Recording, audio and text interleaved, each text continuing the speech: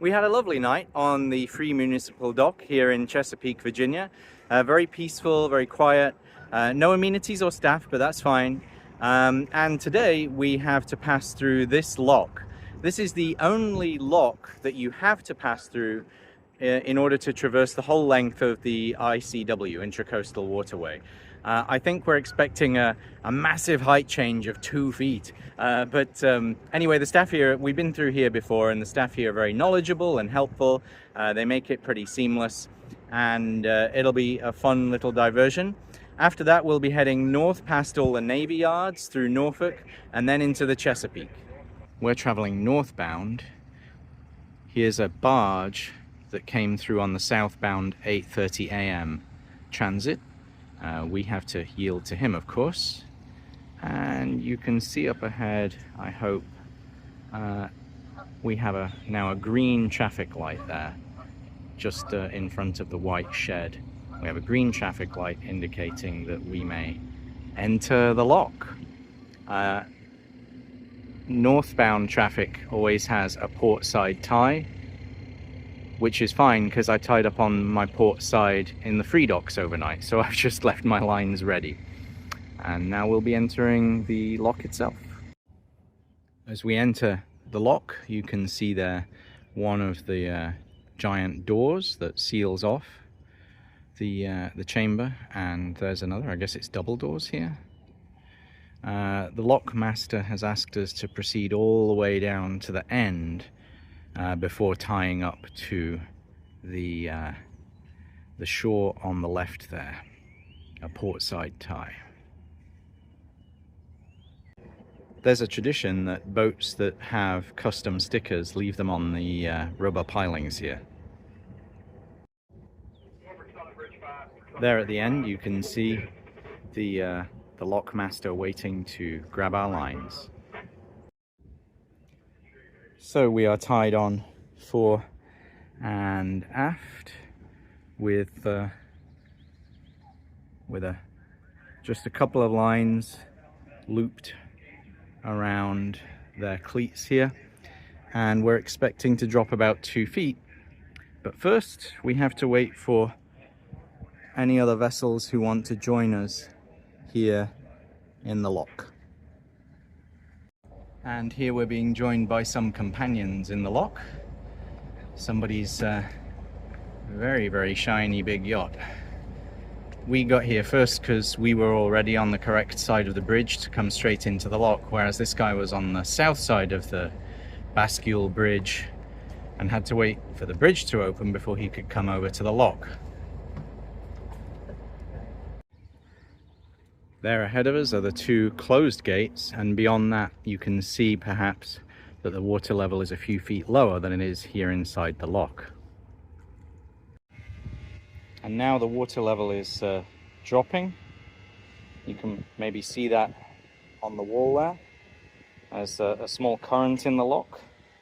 We're being pulled forward a little, and we've got to watch the length of our lines. Okay, and now the water level has equalized with the northbound side, and the lock gates are opening.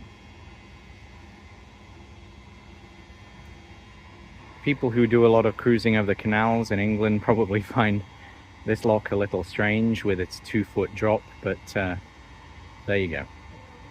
Well, we're out of the lock, heading north. This is the large vessel that was behind us. It's very expensive looking. They're not the most polite people. One of our other companions from the lock. What a beautiful boat. The short section of the ICW north of Chesapeake, Virginia is much more industrial and much more developed. And in fact, we'll be passing through the US Navy area in Norfolk, where there are many, many vessels anchored undergoing work. Anyway, it's a lot less scenic, but it's only a short section. The black drawbridge closer to us is a railroad bridge that's just mostly left open. And behind it, the blue bridge with the two towers, that's Gilmerton Road Bridge. You can see it's opening for us.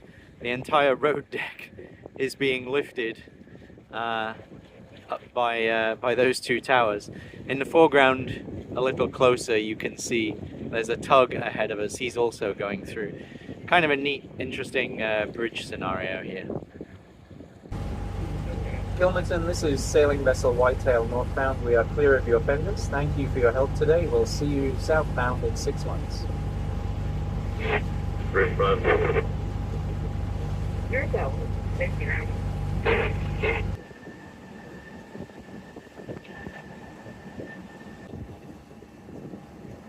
And then of course there's the famous Norfolk Navy Yards here. It's an amazing collection of assets to witness. And there's the waterfront of the city of Norfolk, Virginia. It is super busy here right now with dredging operations, tugboats, pleasure craft, military craft, all trying to get past each other in a confined space. Dan's constantly monitoring the radio and keeping a lookout. It's very crowded. Well, we've left Norfolk, Virginia behind. I'm looking now at Hampton, Virginia. There's Fort Monroe. And just over to the left, there is the VA hospital building. So at long last, we're in the Chesapeake. This is where we purchased Whitetail a couple of years ago, actually. Big wide open space.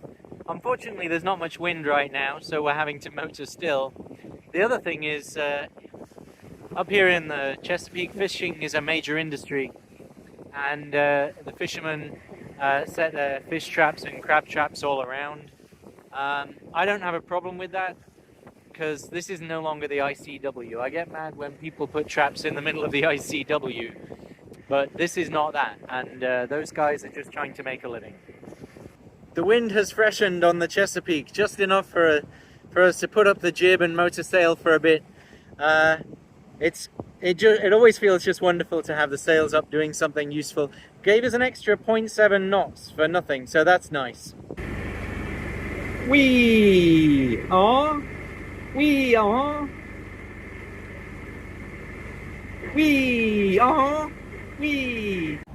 Are we heading for our anchorage, Dan? Yes, it's called New Point Comfort Bight. Well, here's hoping it brings comfort from a range of wind directions such as we might see tonight. I don't think so, but I don't think it's going to be very windy, so... Fingers crossed. Well, it's about 4:30 and we have reached our anchorage, New Point Comfort Bight. There's the lighthouse over there on its own little island.